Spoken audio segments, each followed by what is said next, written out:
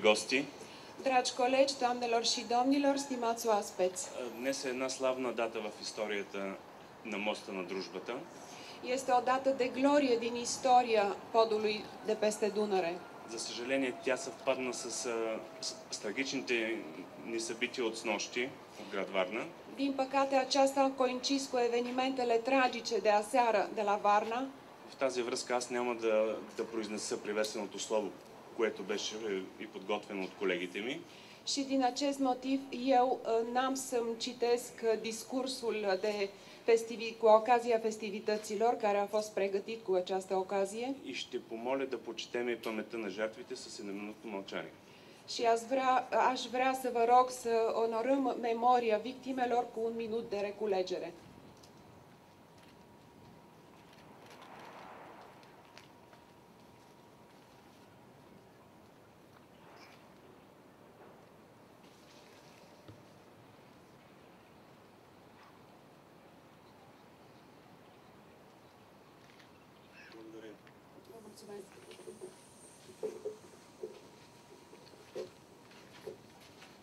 Благодаря ви, господин Гинев.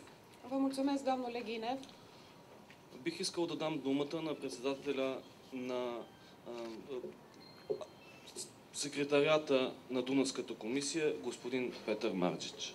Aș vrea să acord cuvântul acum domnului președinte al Secretariatului Comisiei Dunării, domnul Peter Margic. Thank you. Good morning, ladies and gentlemen. Добро утро, дами и господа. It is a great pleasure and honor for me to be here for this celebration, 60th anniversary of the first and until short time the only one bridge between Romania and Bulgaria on the Danube. За мен е чест и удоволствие да присъствам на честването на 60 годишнината на моста на дружбата Дунав мост, който е и първия мост, построен между Румъния и България. This is celebration, but it's also, because I just heard about this tragedy in Bulgaria, this is also a sad moment for all of us because of this. Съжалявам, че това честване съвпадна с една трагедия, която се случи във Варна, в България. И искам да изкажа моите искрени съжаления за това. I was here almost 60 years ago with my father on the steamboat. He was a captain on the steamboat, and I was passing this bridge, not on the bridge, but under the bridge, with the ship. Аз бях тук преди някъде около 60 години с баща ми на един параход, когато преминавахме не по моста, а под моста. Баща ми беше капитан на този плавателен съд. 20 years after that, I became a captain's license, and then I was going with a lot of ships under this bridge. 20 години след този момент аз самия станах капитан на кораб и преминавах с плавателни съдове много пъти по реката под този мост. This is also a jubilee for me, because I am the first time on the bridge. Until now, I was always under the bridge. За мен това също е един личен юбилей, защото много пъти съм минавал под моста, но за пръв път стъпвам на моста. Bridges are connecting people, and I'm very proud that to celebrate this anniversary. Вие знаете, че мостовете са връзка между нации, между народи, също така и между хора, и много се радвам, че имам. This is, as I said, jubilee, this is anniversary, and you have a new one. Това е един юбилей, една годишнина. Знаем, че имате и нов мост и се между България и Румъния ще станат още по-тесни. And finally, I would like to give you best regards from our Danube Commission and from all Danube sailors. Thank you. И в заключение искам да предам поздрави от името на Дунавската комисия и всички. Сега искам да дам думата на госпожа Карла Пейс, европейски координатор за вътрешните водни пътища и Дунавската стратегия в Европейската комисия. Aș vrea acum să acord cuvântul doamnei Carla Peis, care este coordonatorul european pentru transportul pe apele interioare și din Comisia Europeană.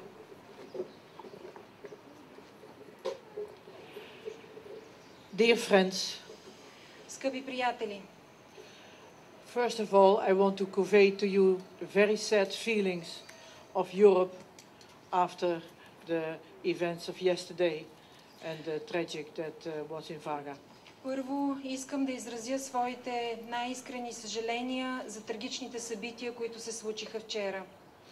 I think that it was a tragic because it ruined the hopes of a lot of people. Мисля, че това е трагедия, защото провали живота на много хора.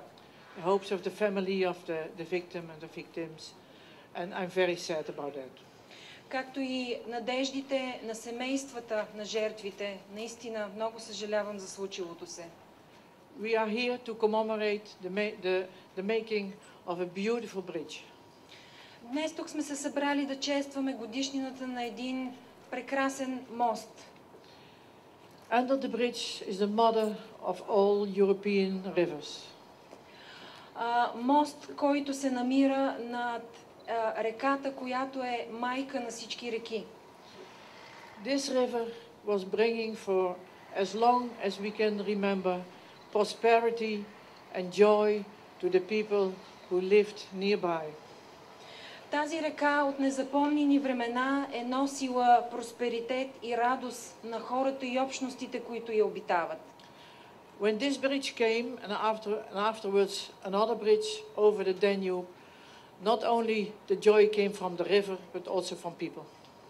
Когато бе построен мостът на тази река, а в последствие и другия мост, свързващ Румъния и България, тази радост се пренесе също и за хората, които са свързани с тези мостове. I am from the Netherlands, and in the Netherlands we have a saying. Аз идвам от Холандия, от Нидерландия, и в Нидерландия имаме една поговорка. We say in the Netherlands, it's better to have a good neighbor than a far friend. В Нидерландия казваме, че е по-добре да имаш добър съсед, отколкото далечен приятел. This bridge will bring neighbors together. Този мост събира именно съседи. And you can help each other to bring more prosperity, more jobs, more joy, more future to the people. To prove that the neighbor is better than a far friend, I show you the jacket and thank you very much for letting me. И в доказателство, че дадоха ми едно яке, за да не ми е студено, това е просто символизира тази поговорка. Благодаря ви много. Сега искам да дам думата на господин Юлиан Матаке, държавен секретар на Министерството на транспорта на Румъния. Aș vrea acum să acord cuvântul domnului Iulian Matache, care este secretar de stat la Ministerul Transporturilor din România. Mulțumesc, bună dimineața! Благодаря ви, добро утро! Pentru început aș vrea să-mi exprim sincerele condoleanțe către familiile îndurerate din Varna și să exprim sincerele condoleanțe colegilor mei de la Ministerul Transporturilor. Преди всичко искам да изразя съболезнованията си на близките на жертвите от наводненията във Варна, както и съчувствието към своите колеги от Министерството на транспорта в България. Sunt onorat să particip astăzi la această aniversare, pentru a cărei organizare adresez mulțumiri și felicitări colegilor noștri bulgari.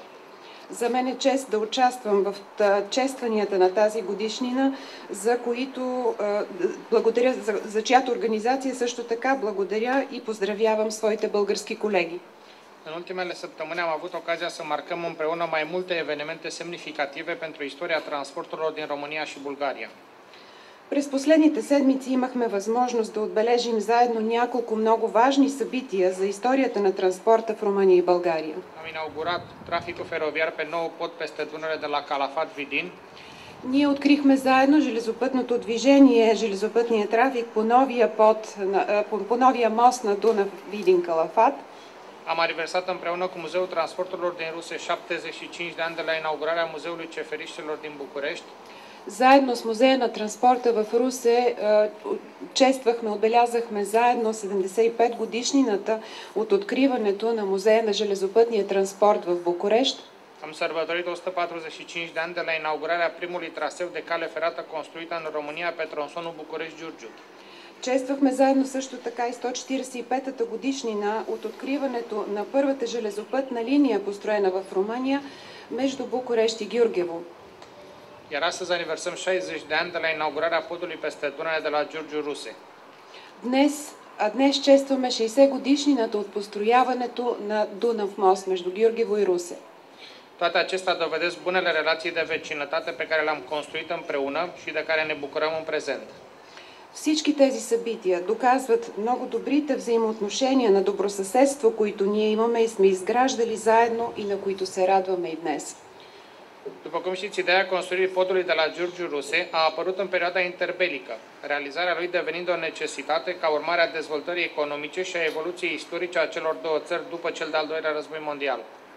Както знаете, идеята за построяването на Дунав мост се появява в периода между двете световни войни, като строежа му представлява отговор на необходимостта от икономическо развитие и на историческото развитие на двете страни след Втората световна война.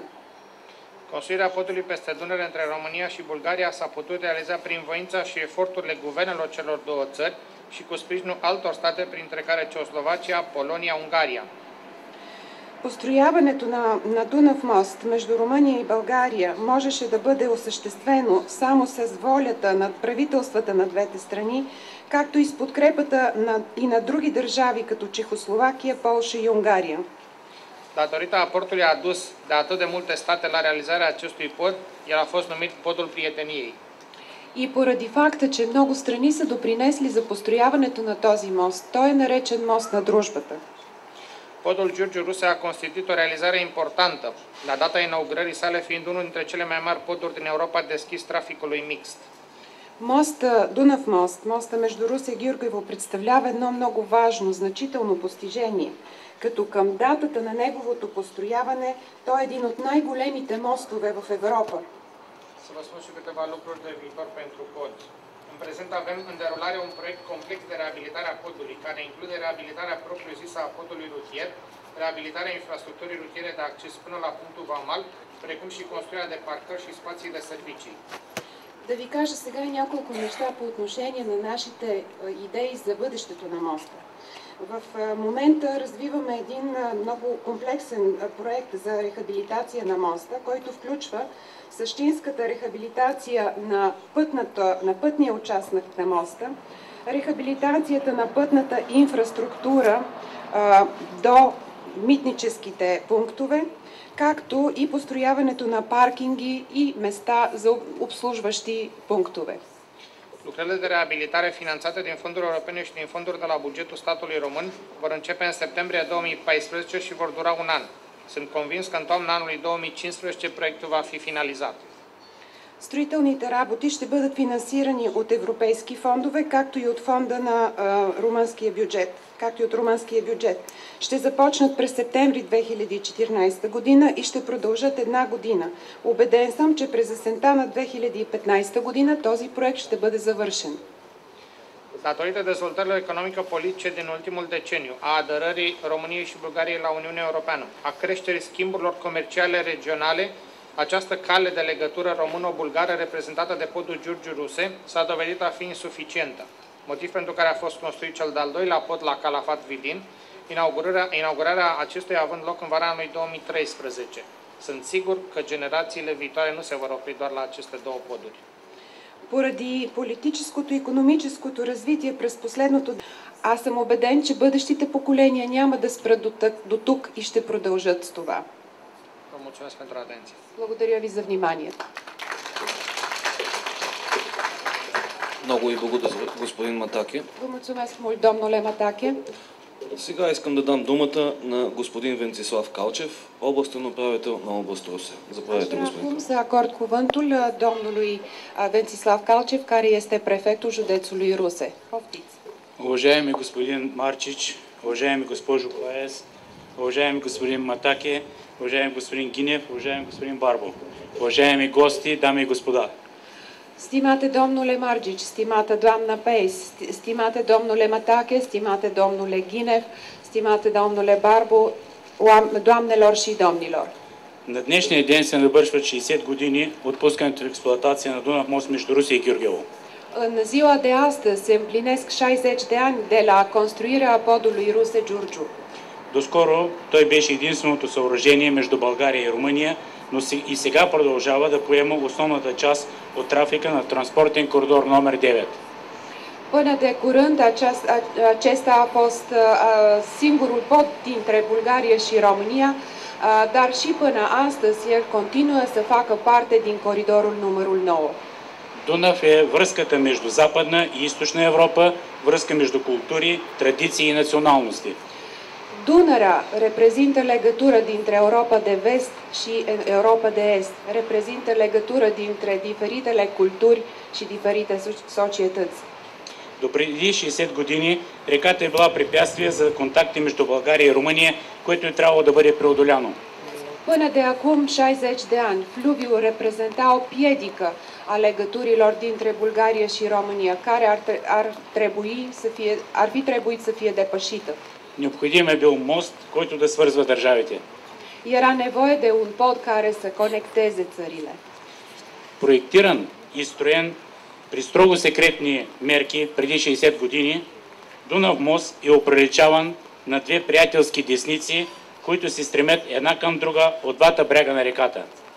Acesta a fost proiectat și construit în niște condiții secrete acum 60 de ani, dar se spune că reprezintă și seamănă a două mâini care sunt legate între ele. При завършването му той започва да се нарича моста на дружбата. Când a fost definitivat, acesta a fost denumit podul prieteniei.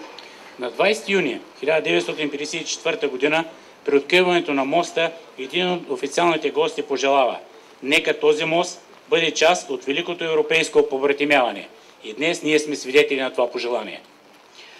În anul 1954, în ziua de 20 iunie, când se inaugura podul, unul dintre oficialii care erau prezenți la această inaugurare spunea: să sperăm că acest pod va fi simbolul împrietenirii dintre popoare.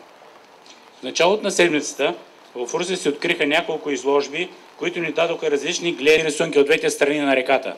Cealaltă expoziție conținea desene de copii făcute de maluri ale fluviului. През очите на учениците от Гюргю Și prin privirile elevilor de la Giurgiu și Ruse am putut să vedem acest pod care este și podul și fluviul care este un simbol al prieteniei. Domnilor, legătura dintre Bulgaria și România n-ar putea să fie așa de strânsă fără acest pod. А отношенията между регионите на Русе и Гюргево са най-успешните примери за трансгранично сътрудничество в нашия регион. Iar relațiile dintre regiunile Ruse și Giurgiu reprezintă un exemplu pentru relațiile cele mai reușite de cooperare regională. Като областен управител на област Русе бих бил щастлив на 70 годишната отново да сме тук, но да имаме още един мост над реката. În calitatea mea de prefect al județului Ruse, aș vrea să-mi exprim dorința ca la cea de-a 70-a aniversare de la construirea podului să ne mai adunăm aici lângă pod, dar să mai avem un al treilea pod. Нов мост, по-широк, още по-безопасен и за да продължим разширяването на контактите и сътрудничество между България и Румъния. Să fie un nou pod, să fie un pod mai mare, mai sigur și mai frumos, ca să exprime relațiile de bună cooperare între țările noastre. Честита 60 годишна! La mulți ani! Благодаря ви, господин Калчев. Vă mulțumesc, domnule Calcev. С това искам да кажа, че церемонията приключи. Aș vrea să vă spun acum că prin această ceremonie s-a încheiat. Mulțumesc oficialilor pentru participare.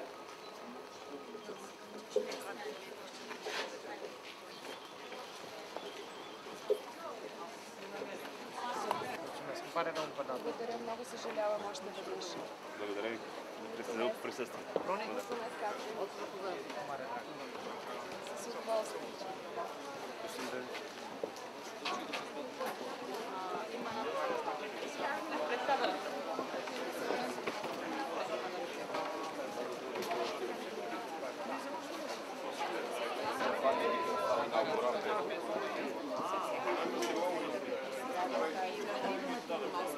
A fost selectată foarte mult persoana care a ținut cele două banderole de culoare patroși și s-a tăiat în prezența celor doi președinți ale statului. Или сте рязали лента?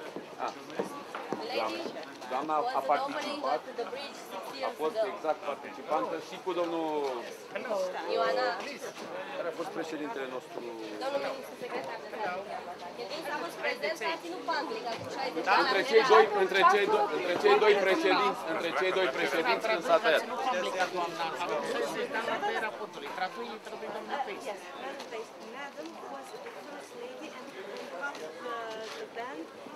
Between the two presidents 60 years ago. Okay. I have 16. Ще искри нещо да разкаже човекът журналист. Că se registrează. În românește, povestiți-ne cum a fost momentul de atunci. Momentul a fost foarte frumos. Era plină. Podul era entuziasmat.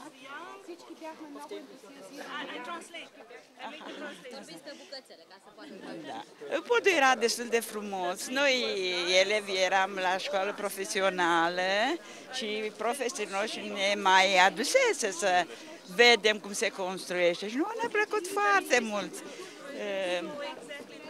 Ne bucuram că între România și Bulgaria va fi mai multă prietenie între copii, între cei mari, cei adulți și că vom vizita Bulgaria sau bulgarii vor vizita țara noastră, România.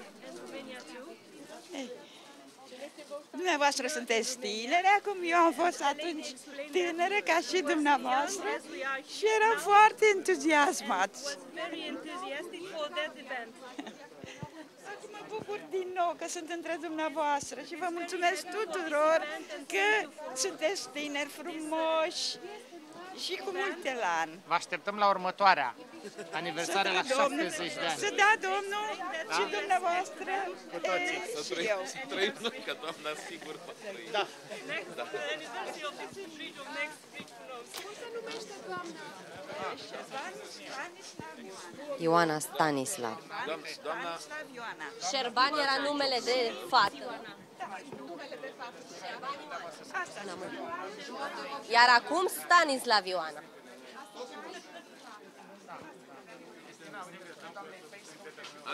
Am găsit mărturie de la Bulgaria. Chiar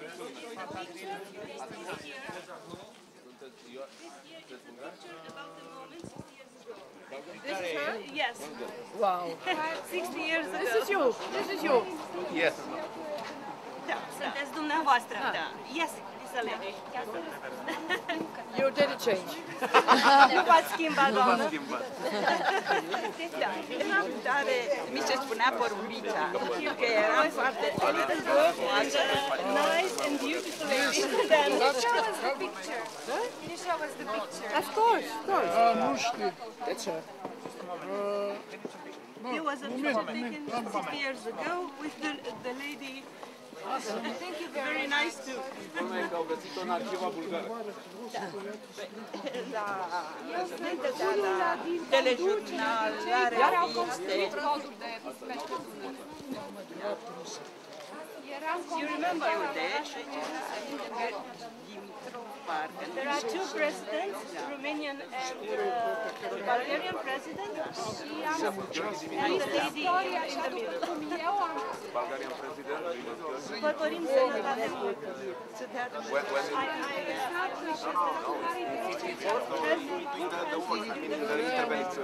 No, when is received the bridge?